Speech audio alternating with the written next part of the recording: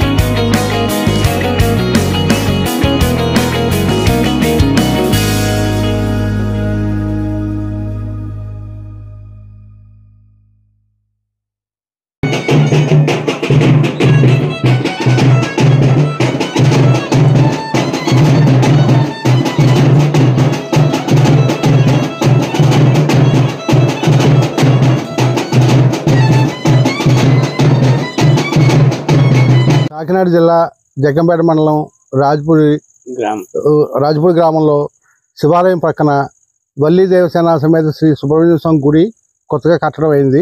ప్రతిష్ట అయ్యి 5 సంవత్సరాలు అయింది. నా పేరు రవికిరణ్, నేను లాయర్ని. నేను స్వయంగా ఇదంతా శ్రద్ధ పెట్టి మా చుట్టాల సహకారంతో చేస్తున్నాం. ఈ ప్రతి సంవత్సరం ఇక్కడ మేము కళ్యాణం చేస్తాం. సుబ్రహ్మణ్య స్వామి షష్ఠి రోజున గ్రామ ప్రజల సహకారం కూడా ఉంటుంటుంది. ప్రత్యేకంగా ఇది ఒక సంకల్ప బలంతో గ్రామ ప్రజల సహకారంతో ఈ ఆలయాన్ని నిర్మించడం జరిగింది. అయితే ఇది రేపు షష్ఠి రోజున ఉదయం 8:30-9 గంటలకల్లా కళ్యాణం జరుగుతుంది. తర్వాత అన్నదానం, ప్రసాదాల పంపకం అది జరుగుతూ ఉంటుంది.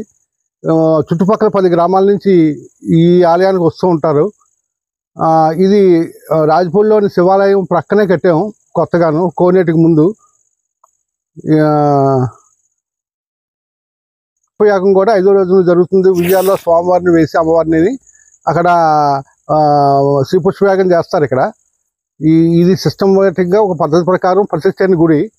ఇది చాలా మంది నమ్ముకొని ఎంతో మంది ఆస్తులు జీవితాలు అన్ని సెట్ చేసుకున్నారు. ఒక నమ్మకం ఏర్పడిన తర్వాత డెవలప్మెంట్ అయింది. కాని వాళ్ళకి వివాహము, తర్వాత పిల్లలు లేని వాళ్ళకి పిల్లలు, తర్వాత ఉద్యోగాలు, తర్వాత ఆస్తులు పోయిన వాళ్ళకి ఆస్తులు తిరిగి రావడం అనేది ప్రత్యేకమైనటువంటి గుడి. ఇది నమ్మకం. ఇది ఒక నమ్మకం ఏర్పడింది అందరికీ కూడా. ఇటు తెల్లపాలెం నుంచి కూడా వస్తుంటారు. తెల్లపాలెంలో ఒక ఆయన అలాగే ఆస్తి పోతే మళ్ళీ ఇక్కడికి రాగానే 3 వారాలు తిరగగానే 4వ వారంలో ఆయన ఆస్తి తిరిగి వచ్చేసింది. ఇలాంటి అద్భుతాలు జరుగుతున్నాయి. మాకు కూడా చాలా అద్భుతాలు జరిగాయి. ఎన్నో ఎకరాలు పోయినాయి, మళ్ళీ మేము తెచ్చుకొని ఈ స్వామిని నమ్ముకుని. ఇది శ్రీ సుబ్రహ్మణ్యేశ్వర స్వామి ప్రత్యేకమైన గుడి, ప్రతిష్ఠ చేసిన గుడి.